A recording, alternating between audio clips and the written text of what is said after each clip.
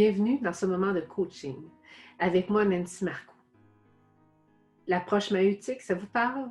Les questionnements pour faire découvrir en fait et ce qui est déjà là et susciter la créativité chez la personne? Eh bien, en quelques minutes, j'aborde cela avec vous. Et oui, la présence du coach. Cette capsule, je veux aborder la maïeutique, l'approche conversationnelle. Vous savez, pour plusieurs, je viens du monde de l'éducation.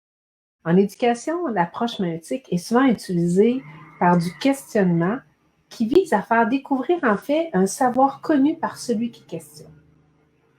Par contre, dans le domaine du coaching, le coach, il ne connaît pas les réponses et le questionnement est ouvert en fait pour susciter la créativité. Donc, je me reprends. Désolée, il y a un peu de bruit. Vous savez, avec le confinement, des fois, on va avoir du bruit, on a des surprises. Donc, en fait, la maïeutique, c'est une approche conversationnelle qui vise l'émergence de solutions chez l'autre.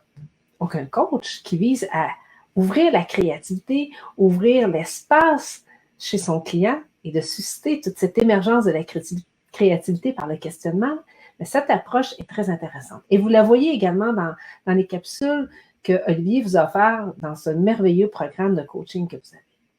Donc, le coach qui vise à l'émergence des solutions va accompagner dans une posture vraiment avec le partenaire pour que l'autre aille à l'intérieur de lui. Donc, c'est sûr que pour cela, ça prend des questions ouvertes.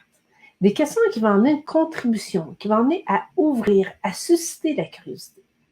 Et Olivier vous l'a bien mentionné dans ses questions, on a les questions ouvertes, les buts, on dit l'adverbe de type QQOQC et on finit par le P.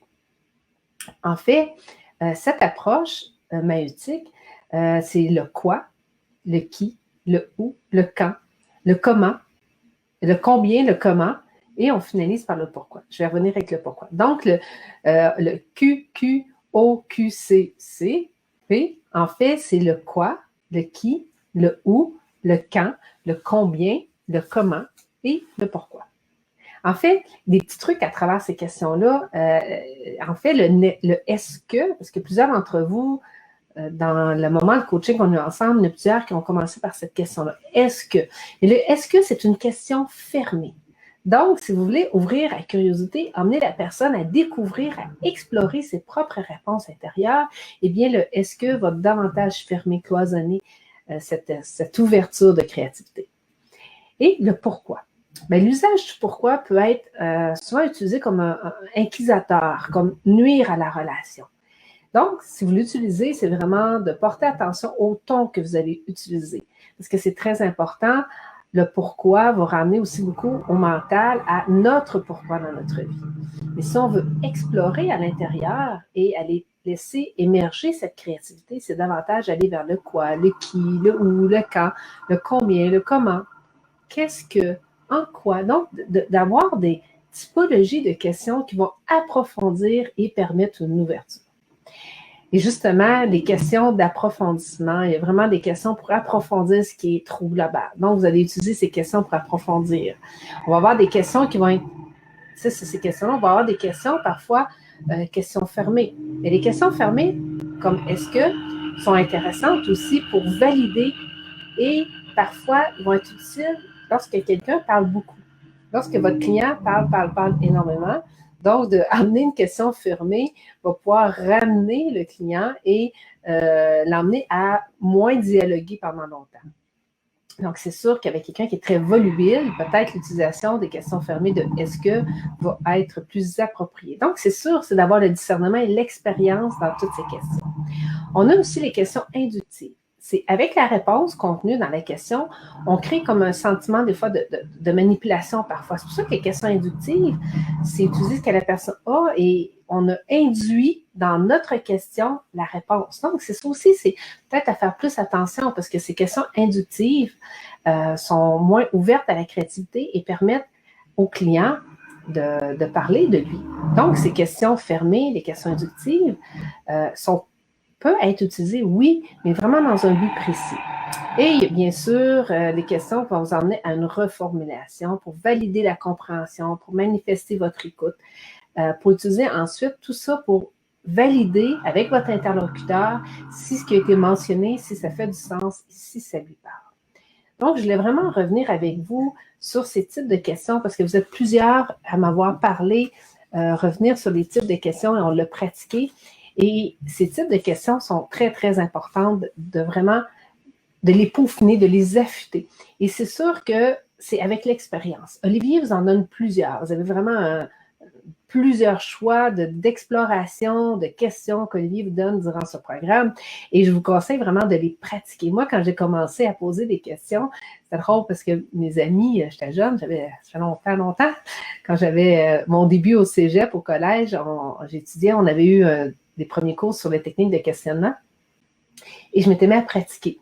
Et je pratiquais l'impact de ma question. Donc, le début de ma question avec la même formulation après. Où vas-tu? Quand y vas-tu? Comment y vas-tu? Et j'observais toutes les réponses. Donc, je me suis amusée à voir l'impact dans la même... Je prenais la même suite de phrases, dans la même idée, et je faisais simplement changer mon début de question pour voir l'impression, voir qu'est-ce que ça faisait émerger chez l'autre, ce questionnement, et ça me donnait une expérience. Le tout, c'est d'expérimenter et d'enrichir, en fait, votre approche de coaching par diverses expériences. Moi, ça a été mon truc. Je suis une expérientielle, je suis une kinesthésique. Moi, j'apprends en le vivant, j'apprends en l'observant, je l'apprends en expérimentant. Si vous êtes une kinesthésique ou un kinesthésique qui a davantage besoin de vivre l'expérience, eh bien, faites un peu cette procédure-là et vous allez vous enrichir. Si vous êtes quelqu'un qui est plus auditif, enregistrez-vous les questions, écoutez-les à répétition. Si vous êtes quelqu'un de visuel, écrivez les types de questions, vous allez les voir, mettez-les visuels devant vous.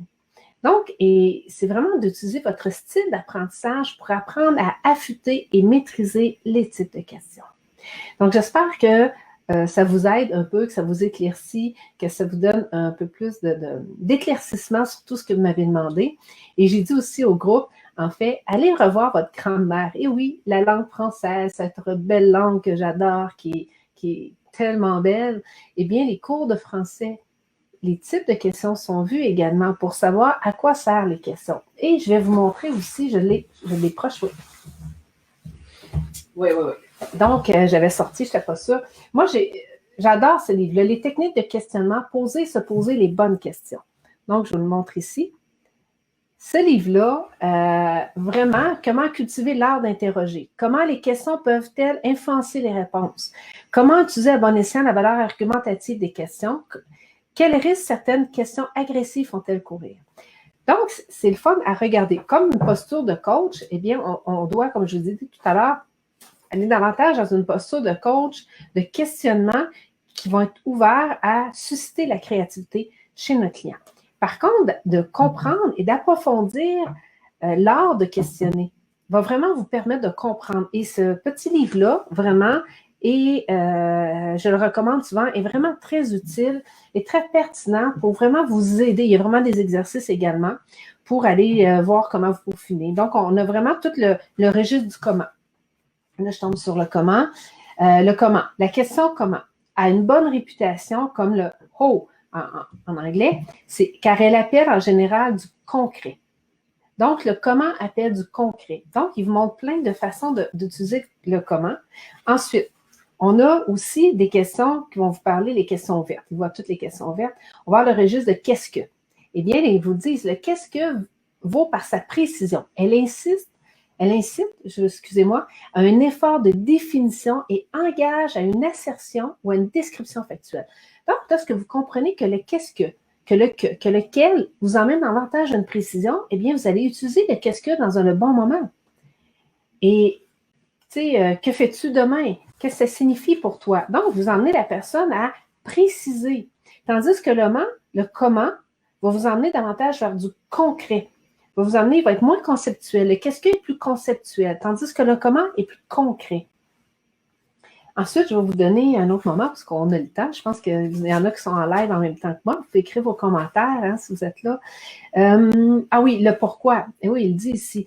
Disons que le pourquoi, dans les conversations ordinaires, cache mal les risques d'une question. Ils disent que le pourquoi doit être envisagé quand on a vraiment une belle relation qui est présente parce que le pourquoi peut emmener la personne à être sur la défensive, à être davantage en mécanisme de défense. Donc, ils vont même emmener aussi quelques cas de figure du pourquoi, tu sais. Et oui, en tout cas, c'est vraiment intéressant.